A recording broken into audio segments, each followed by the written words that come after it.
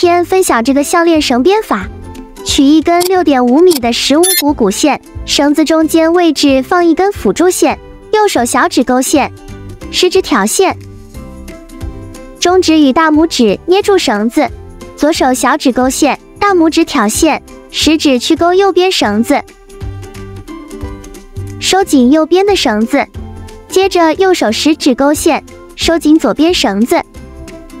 看，后面就是一直重复左右勾拉绳子。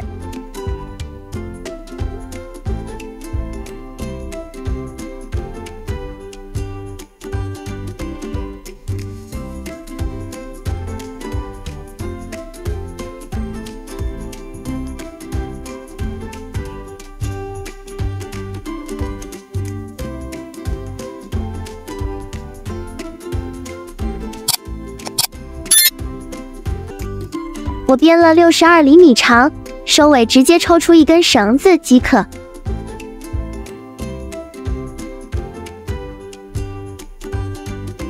拔掉辅助绳，取右边绳头穿辅助绳留的孔里，